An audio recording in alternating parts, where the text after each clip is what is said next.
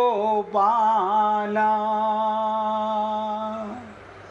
भजो गिरिधर गोविंद गोपाला भजो मुरली मनोहर नंद लाला भजो मुरली मनोहर नंद लाला भजो गिरिधर गोविंद गोपाला भजो गिरिधर गोविंद गोपाला भजो मुरली मनोहर नंद लाला भजो मुरली मनोहर नंद लाला भजो गिरिधर गोविंद गोपाला भजो गिरिधर गोविंद गोपाला भजो मुरली मनोहर नंद लाला भजो मुरली मनोहर नंद लाला भजो गिरिधर गोविंद गोपाला भजो गिरिधर गोविंद गोपाला बोलिए वृंदावन बिहारी लाल की जय।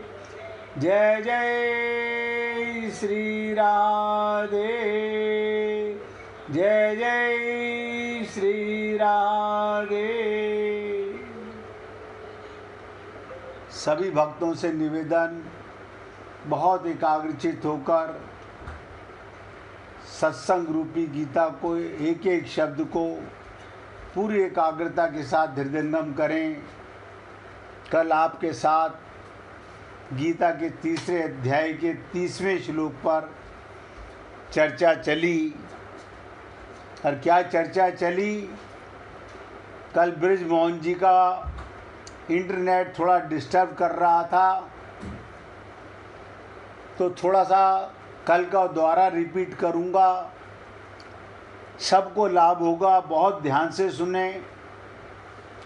अर्जुन का प्रश्न एक था कि प्रभु आप मेरे को घोर कर्मों में क्यों लगाते हैं।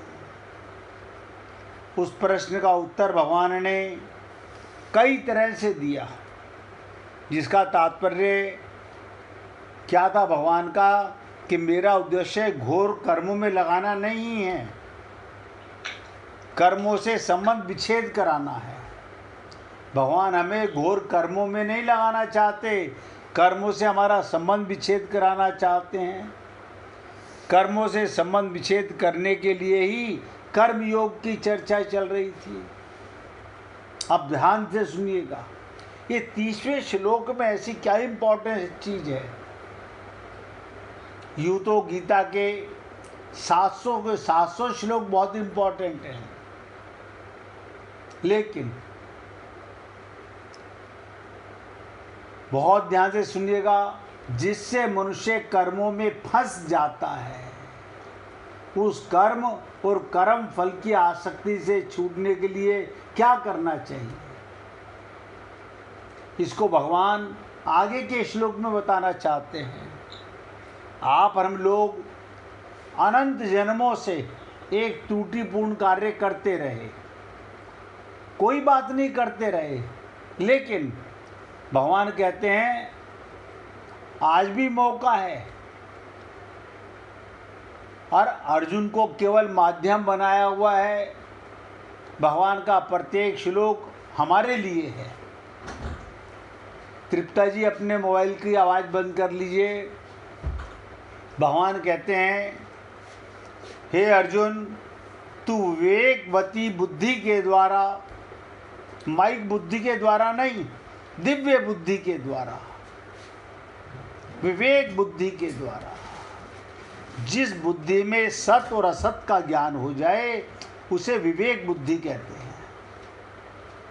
तो भगवान कहते हैं उस बुद्धि के द्वारा सारे कर्तव्य कर्मों को, क्योंकि आप हम लोग बहुत जब दम खम से कहते हैं, क्या मेरा कर्तव्य नहीं है, क्या ये मेरा कर्तव्य नहीं है। हम लोग अपनी बात को ये बता करके मेरा कर्तव्य है, और भगवान भी यही बताना चाहते हैं कि अपने विवेक बुद्धि से संपूर्ण कर्तव्य कर्मों को मेरे अर्पण करके, यानी कर्म करें शरीर के लिए, परिवार के लिए, समाज के लिए, संसार के लिए, लेकिन भगवान कहते हैं मेरे अर्पण करके, कामना रहित, ममता रहित, संताप रहित। देखिए कमाल है, यानी भगवान को अर्पित करके ना तो हमारे में कोई कामना, क्योंकि कोई भी कर्म हम बिना कामना के करते नहीं, बिना ममता के करते नहीं, और उसका संताप हमारे को भुगतना पड़ता है। और भगवान कहते हैं इन तीनों से रहित होकर युद्ध रूपी कर्तव्य कर्म कर, यानी युद्ध भी मेरे निमित्त कर। ये युद्ध भी अपने परिवार से मत लड़, तू मेरे लिए लड़।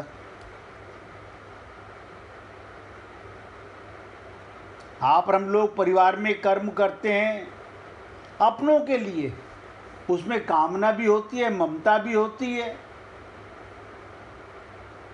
ये सब जानते हैं, इसमें ज़्यादा डिटेल में जाने की जरूरत नहीं। तो भगवान बताना चाहते हैं हम लोग विचार रहता है कि कर्मों के करने से बंधन होता है और कर्म किए बिना कोई रह नहीं सकता, इसलिए कर्म करने से तो मैं बंध जाऊंगा। तो कर्म किस प्रकार करने चाहिए जिससे कर्म बंधन ना हो, यानी कर्म भी हो और बंधन भी ना हो, और आपका कर्म ही मुक्तिदायक हो। इसके लिए भगवान अर्जुन से कहते हैं तू अध्यात्म चित्त, अध्यात्म चित्त माने विवेक बुद्धि से सारे कर्म मेरे अर्पण कर दे, अर्थात इनसे अपना कोई संबंध मत मान। लेकिन आप और हम लोग फिर भी सुनने के बाद भी नहीं मानेंगे, क्योंकि सुनते सुनते तो अनंत जन्म हो गए। अगर अपना कल्याण चाहते हो आज से जागो, आज से सवेरा है। कारण वास्तव में संसार मात्र की संपूर्ण क्रियाओं में केवल मेरी शक्ति काम कर रही है। अब आप ध्यान दीजिएगा, कल भी मैंने डिटेल में बहुत चर्चा की थी। आपको लगता है मैंने कर्म किया, मैंने खाना बनाया, मैंने पैसा कमाया, मैंने मकान बनवाया, मैं दुकान चला रहा हूँ, मैं कारखाना चला रहा हूँ। आप कौन हैं? आप कौन हैं? आत्मा तो कुछ करती नहीं, आप आत्मा हैं। हम सबकी अज्ञानता देखो कितनी विचित्र है। मैं ये नहीं करूँगा, ये मैंने किया है, यानी बड़े बड़े विद्वान भी यहाँ आके फेल हो जाते हैं।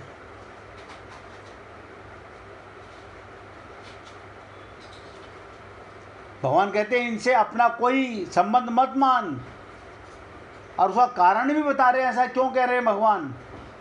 आपको बताइए, आपको लगता होगा शरीर मेरा, आँख मेरी, कान मेरे, हाथ मेरे, पैर मेरे, मन मेरा, बुद्धि मेरी।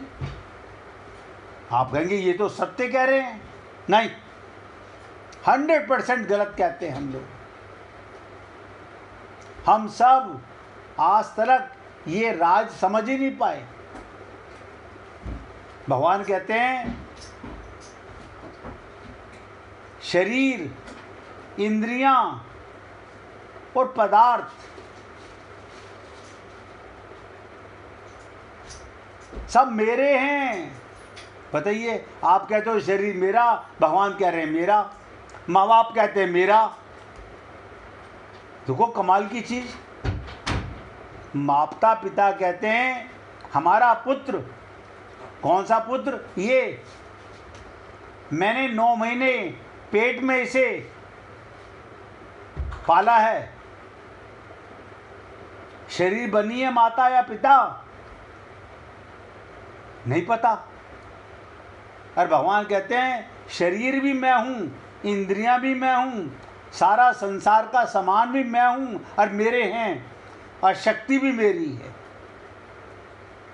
आपके आंख देखती है किसकी शक्ति से? आपकी शक्ति है।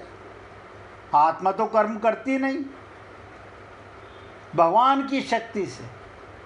कान सुनते हैं भगवान की शक्ति से, इंद्रियां वर्क करती हैं भगवान की शक्ति से। अब भगवान कहते हैं, और मैं क्या कह रहा हूँ, जब सब कुछ शक्ति मेरी, संसार का सब कुछ मेरा, तो फिर तू क्यों कामना करता है, क्यों ममता करता है, क्यों संताप रहता है?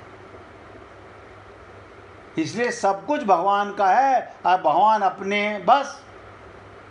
और भगवान कहते हैं इसीलिए मैं तेरे से कह रहा हूं, तू मेरा मुझको अर्पण कर दे, तेरे ऊपर कोई बंधन ही नहीं है। लेकिन आप क्या कहते हैं, ऐसे आपके कहने से क्या होता है, हम तो अज्ञान मिटाना नहीं चाहते। और जो पुण्य आत्माएं अज्ञान मिटा लेती हैं, वो सब नोट करें, वो भगवत प्राप्ति भी कर जाती है। और जो इधर उधर बगले झांकते हैं, हाँ कोशिश करें, कोशिश क्या करनी है, आप कर्म करते नहीं, आपका संसार में एक कण भी नहीं है। जिस शरीर में आप रहते हैं वो आपका नहीं है, जो इंद्रियां हैं वो आपकी नहीं है, जो सामान है वो आपका नहीं है।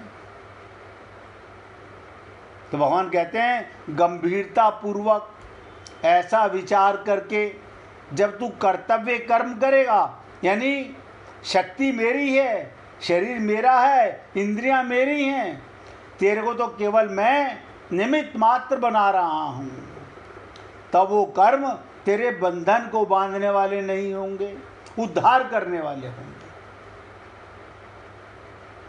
मैं तो कल से बार बार सोच रहा हूं कि हे गोविंद, आपने तो इतना सरल मार्ग बता दिया। यानी मैं अपने सहित बोल रहा हूं, हम मूर्ख अपनी अज्ञानता को नहीं मिटा सकते, विवेक बुद्धि को नहीं ला सकते। अगर इतना भी नहीं कर सकते तो इसका मतलब हम अपना कल्याण करना ही नहीं चाहते, हम भगवत प्राप्ति करना ही नहीं चाहते।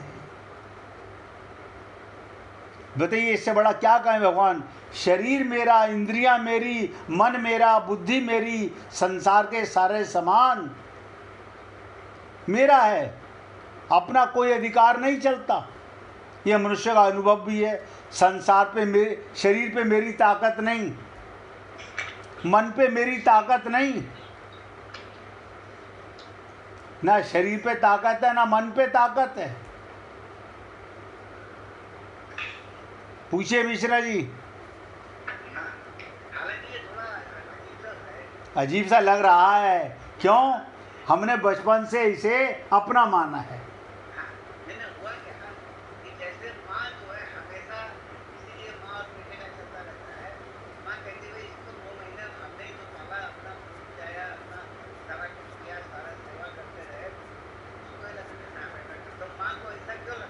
बता देता हूँ। सिर्फ इसलिए ये उनका भ्रम नहीं है, किसी माता का भ्रम नहीं है, सारे संसार की माताओं का भ्रम यही है, किसी एक का नहीं है। उसका कारण है कि ये जीव शरीर को मैं मानता है। चलो आपको ये भी ज्ञान हो गया कि मेरा है, तो मेरा भी कैसे है, ये तो भगवान का है। भगवान ने जब ये कहा इस सृष्टि की रचना मैंने की, आत्मा की रचना नहीं कहते भगवान मैंने की है। बहुत ध्यान से समझो, यहाँ पर विशेष बात बताना चाह रहा हूँ आपके प्रश्न पर। भगवान ने कभी नहीं कहा कि आत्मा को मैंने बनाया है, क्योंकि हमने कहा आत्मा सदा से है, जब से भगवान तब से हम।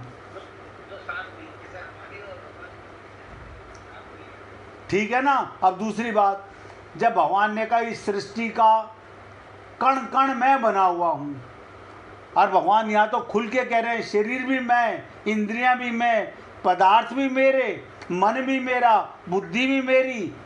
तुम अपना मान के कामना में, ममता में, संताप में पाप कर रहे हो। ये मैं मान रहा हूँ, आपको नहीं। हमें भी ऐसा लगता है कि हम तो अभी तक सोए पड़े थे, और कहाँ मोह निशा रात्रि में।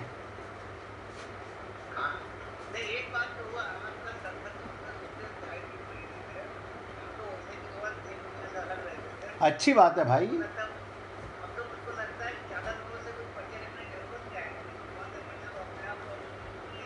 मिश्रा जी, ये ठाकुर जी की कृपा है। इस सत्संग का जितना आप लाभ लेते हैं उतना मैं भी लेता हूँ।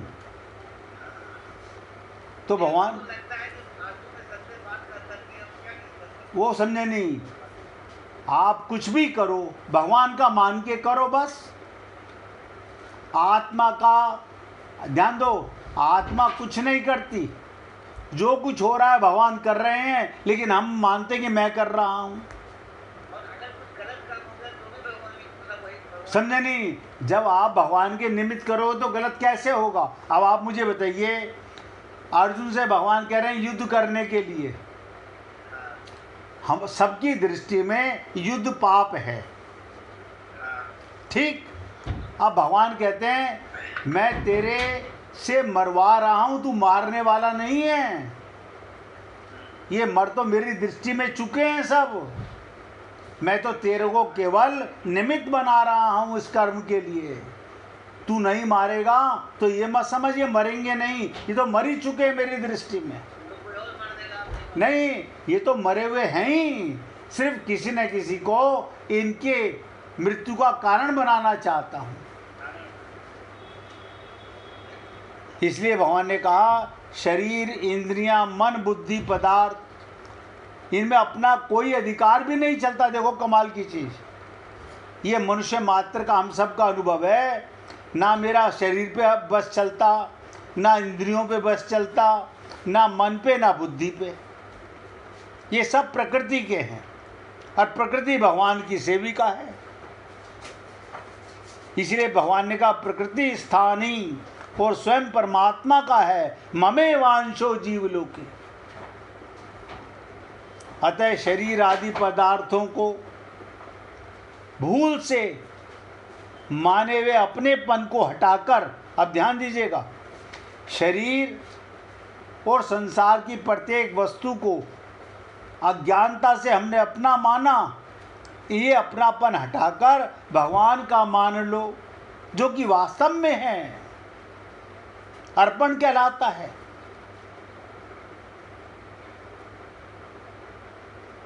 यही अर्पण है, और अर्पण कुछ नहीं है। तेरा तुझको अर्पण क्या लागे मेरा। भगवान, यहाँ की कोई भी चीज मेरी नहीं है। बस इतना मानना है तो अर्पित अपने आप हो गया भगवान को। हम तो केवल भगवान के चौकीदार हैं यहाँ पर। और चौकीदार का काम क्या होता है, नौकरी खत्म, ड्यूटी खत्म, वो अपने घर गया। ऐसे आत्मा चली जाएगी, संसार यहीं रह जाएगा, सब कुछ यहीं रह जाएगा, लेकिन ये भ्रम नहीं मिटता। अंतःकरण से अज्ञानता नहीं मिटती तो बार बार आना पड़ता है। अपने विवेक को इम्पोर्टेंस देकर पदार्थों को कर्मों से मूर्खतावश माने हुए संबंध का त्याग करना है, इसी को अर्पण कहा गया।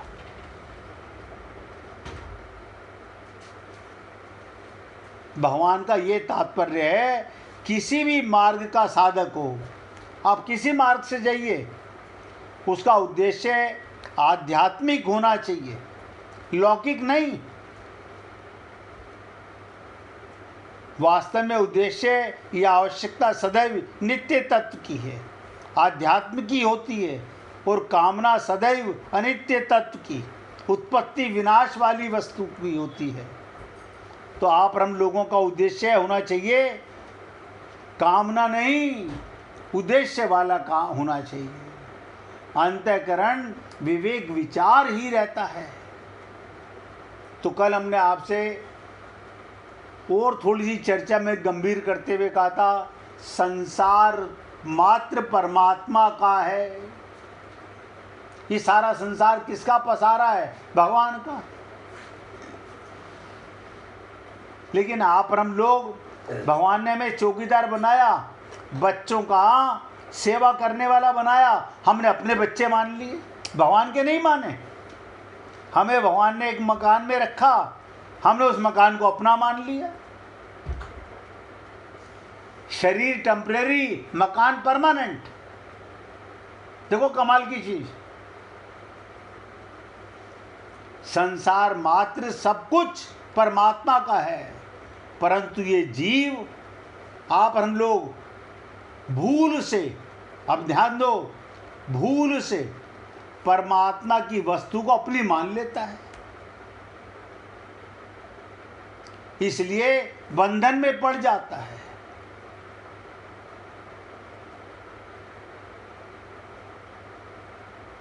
तो विवेक के द्वारा, बुद्धि के द्वारा सत असत को ज्ञान में लेकर के इस भूल को मिटाकर संपूर्ण पदार्थ और कर्मों को परमात्मा का स्वीकार कर लेना उनको अर्पण करने के बराबर है। यानी स्वीकार करना ही देने के बराबर है। अपना ना मानना हो गई भगवत प्राप्ति, तेरा तुझको और मेरा कुछ नहीं है। जैसे मीरा ने कहा, मेरे तो गिरधर गोपाल दूसरो ना कोई, यानी उसने ये नहीं कहा शरीर तो मेरा है, आत्मा का केवल परमात्मा। उसके गुरु ने उसे आत्मज्ञान करा दिया। कारण क्या था? गुरु की बात को अमृत मान करके उसने पी लिया। हम लोग भी संत महात्मा गुरु को सुनते हैं, जाते हैं उनके पास, लेकिन मानते नहीं हैं। मानते अपने पापी मन की है, अपना करते हैं, भगवान का मन नहीं मानते।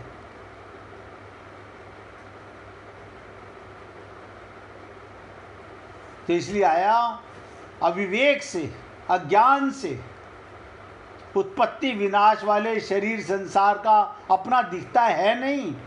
शरीर आपको अपना दिखता है, ये मरेगा, इसी का जन्म होता है।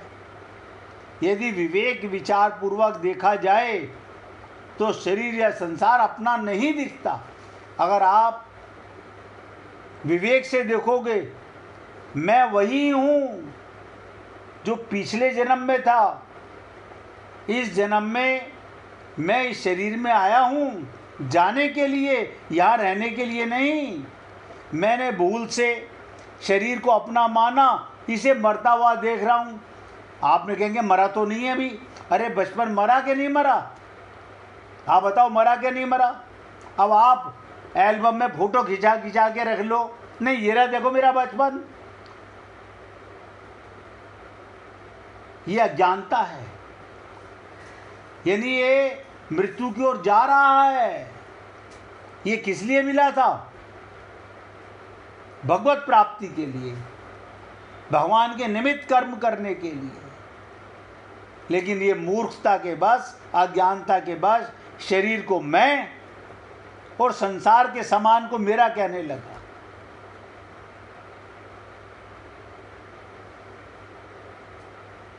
शरीर या संसार अपना नहीं दिखेगा अगर विवेक जाग जाए।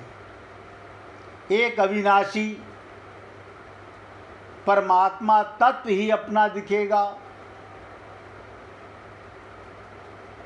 संसार को अपना देखना, नोट करो, पतन, और अपना ना देखना उत्थान। अब इतना समझ लो, अगर आपको आत्मज्ञान हो गया तो यहाँ की कोई भी वस्तु अपनी नहीं, अपनापन नहीं, सब में भगवान है, ये भगवान का है। अपनापन आएगा तो पतन, और भगवान का पन आएगा तो उत्थान होना है। कल हमने आपसे 2 शब्द चलते समय कहे थे कि 2 अक्षरों का मम, 2 अक्षरों का मम, ये मेरा है। मम माने मेरा, ये मेरा है। और ध्यान दीजिएगा, 2 अक्षरों का मम मेरा और 3 अक्षरों का ना मम, ये मेरा नहीं। ऐसा भाव अमृत के समान है, यानी मेरा मृत्यु का समान और मेरा नहीं अमृत का समान, सनातन ब्रह्म है। इसे रट लो। एक छोटी सी कथा से और समझने का प्रयत्न कीजिएगा। मृत्यु को कोई टाल नहीं सकता, लाख कोशिश करने पर भी, अरबों रुपए लगाने पर भी। इसलिए आप और हम सब का समय अंतिम हो, कब शरीर पूरा हो जाए, इसलिए जो समय मिल रहा है उसको व्यर्थ मत गंवाओ। प्रभु पुकार रहे हैं, बस दोनों हाथ उठा करके कहो, हे प्रभु, मैं आपको भूलूं ना, मैं आपका और मेरे, मैं आपका और आप मेरे। अब ध्यान दीजिएगा, एक कथा के माध्यम से समझ लीजिएगा। एक कौवा और गरुड़ जी में दोस्ती हो गई। कौवे में और गरुड़ जी में दोस्ती हो गई। दोनों काफ़ी समय साथ गुजारते थे। उनमें मित्रता इतनी गहरी हो गई, आपस में कभी कोई बात नहीं छिपाते। एक दिन दोनों एक नदी के किनारे पेड़ पर बैठे बातें कर रहे थे, जैसे आप हम लोग संसार की चर्चा करते रहते हैं। वो कौवे को, ध्यान दीजिएगा, उधर से यमदूत गुजरा और कौवे को देखकर मुस्कुराया। कौवे ने सोचा, ये मुझे क्यों देख रहा है, अब मुझे देख के मुस्कुरा रहा है यमदूत। गरुड़ और कौवे ने उस यमदूत को अनदेखा किया और अपनी बातों में लगे, जैसे आप और हम लोग मृत्यु को टाल के गप्पे मारते रहते हैं, जग चर्चा करते रहते हैं। लेकिन अगले दिन फिर वही हुआ। दोनों बातें कर रहे थे, क्योंकि रोज की आदत है गप्पे मारने की। तभी वो भी यमदूत फिर उधर आया, फिर कौवे को देखा और मुस्कुराया। इस बार कौवे को कुछ शंका हुई। उसने गरुड़ से कहा, ये यमदूत मुझे देखकर कल भी मुस्कुरा रहा था, आज भी वैसे ही मुस्कुरा रहा है। मुझे कुछ डाउट हो रहा है इसकी बात पर, ये मेरे को क्यों देख के मुस्कुराता है। हो सकता है आज शंका हो गई मेरी मृत्यु आने वाली हो। गरुड़ ने से समझाया, ऐसा कुछ नहीं है, ये एक संयोग हो सकता है, तुम चिंता मत करो। देखिएगा, अज्ञानी को अज्ञानी क्या समझाएगा, तुम चिंता मत करो। 2, 3 और 2 दिन और ऐसे निकल गए। रोज यमदूत कौवे को देखकर मुस्कुराता। अब तो कौवे को पक्का यकीन हो गया कि निश्चित ही मेरी मौत नजदीक है। उसने गरुड़ से कहा, मित्र, मैं मरना नहीं चाहता। क्या कहा, मैं मरना नहीं चाहता, लेकिन ये यमदूत जरूर 1-2 दिन में मेरे प्राण निकाल कर ले जाएगा। ये रोज मुझे देखकर मुस्कुराता है। गरुड़ को भी लगा हो सकता है कौवे का शक सही हो। उसने कौवे को हिम्मत दी। गरुड़ ने क्या किया, कौवे से कहा तुम चिंता मत करो, तुम मेरे मित्र हो, मैं तुम्हें यहाँ से इतनी दूर ले जाऊंगा कि यमदूत तुम्हें दिखाई ना दे। ध्यान दीजिएगा, गरुड़ ने कौवे को अपनी पीठ पर बैठाया और उस जंगल से हजारों किलोमीटर दूर कैलाश पर्वत पर ले गया। दोनों को अब ये डर नहीं रहा, यहाँ कोई उन्हें परेशान नहीं कर सकता। लेकिन वो जैसे ही कैलाश पर्वत पहुंचा, यमदूत पहले से इंतजार कर रहा था। उसने कौवे को देखते ही उस पर अपना पाश फेंका, दांव फेंका मारने का, और उसके प्राण निकाल लिए। गरुड़ देखता रह गया।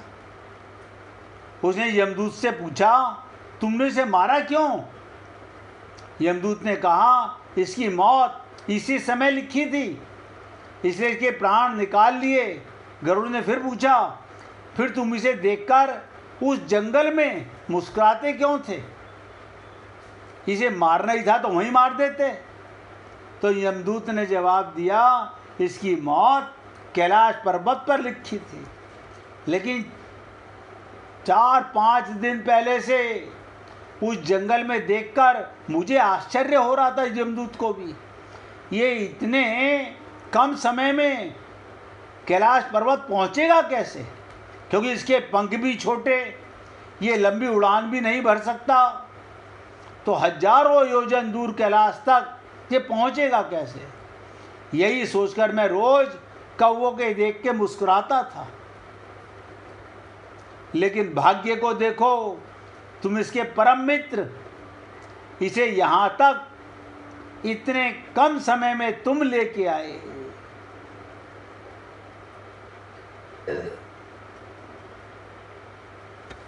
आप और हम लोग, जीवन और मृत्यु भाग्य की बात है, इसे कहीं भी छिपाया बचा नहीं जा सकता। जब तक जिंदगी है तब तक कोई आपको मार नहीं सकता, लेकिन अगर मृत्यु निकट हो तो अनंत प्रयत्न करके देख लो, आपको कोई बचा नहीं सकता। और काल यमराज नित्य हमें देख के मुस्कुराता रहता है क्या? और आप और हम लोग देखा अनदेखा कर देते हैं। हम गप्पे में लगे हुए हैं यार, हम घर की बातें कर रहे हैं। हाँ, घर की बातें ही कर रहे हो, संसार की बातें हैं ना, हाँ वही कर रहे हैं, जग चर्चा कर रहे हैं। मैं तो केवल निवेदन करता हूँ कि भूल जाओ इन चक्करों को, छोड़ दो पाप को। अगर भगवत प्राप्ति करना चाहते हो, बहुत थोड़ा समय बचा है, अब उसको बर्बाद मत करो। 1 मिनट भगवान का कीर्तन करो, उसके बाद चर्चा करेंगे। हरे कृष्ण